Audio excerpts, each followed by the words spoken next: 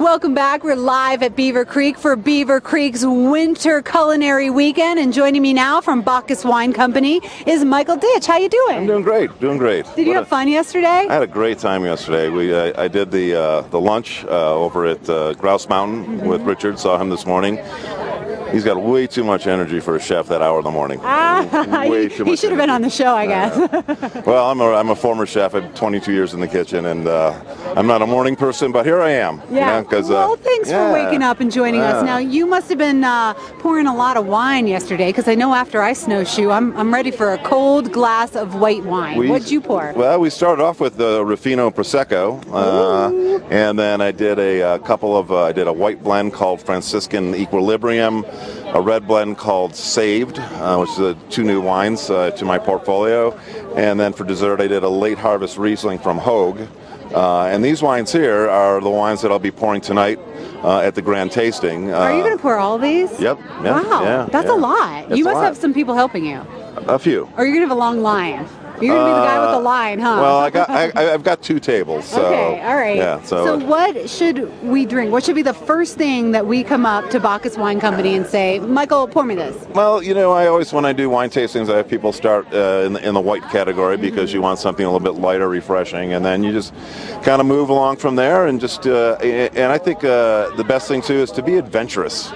You know, don't get stuck in your little rut of, I like this wine, I like this wine. You know, take advantage of all the wines that are going to be there tonight, and venture out and see if you can find something new and exciting. I really like that. That's really great advice, because I'm a Prosecco, Chardonnay, Malbec, Pinot Noir. No, the list goes on and on. What would be something? You're a wino. What would be something else that I should try tonight? What's something really creative? Well, I brought up a nice line of wines from Robert Bendavi. I was on yesterday talking about Bob Bendavi. It's his 50th anniversary of the winery, so I've got, I believe, 6 wines from his winery that we'll be tasting tonight.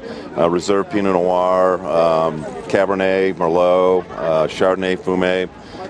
So really nice selection there. And then as your cameraman's kind of panning across the labels, a lot of people will know these labels. Our newest acquisition here is Meiomi, which is known for their Pinot Noir, but I brought their Chardonnay just because people don't know it that much, and it is a phenomenal Chardonnay. Is it a buttery and oaky one? No, it's a really nice balanced one. I'm not a big fan of wines that just stepped on, too much oak, too much. I like the fruit of the wine to express itself coming from the bottle. And now with the grand tasting tonight, I mean, pairing wine and food is something that is just classically done. I call it pairing food and food. Because wine is food. It's grapes? Is that what you're saying? Well, it's liquid food. Well, it's a liquid food, because you can only harvest it one time a year. It's a harvest. Okay, yeah, and it's a fun harvest. You can make beer and you can make spirits all the 365 days a year, but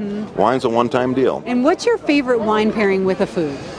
Like, are you like a steak and a cab guy, or do you like a little seafood? And when I dine out or I'm cooking at home, there's two ways I look at it. If it's a bottle of wine that I'm looking for to drink, then I will make the meal around the wine. Okay. And then if I'm going to a restaurant and to a chef that I want to check out and see what he does, then I'll do the wine around the food he's preparing. All right. Well, Michael Ditch, thank you so much for coming in today. Have fun. Michael is with George Mendez later on this afternoon for the culinary demo. And then we'll be at the grand tasting, and we'll be trying something new. Expand your horizons in the wine world. All right. When we return, it is super sunny out. How are you going to be protecting your face? We'll let you know what that UV forecast is like in just a moment.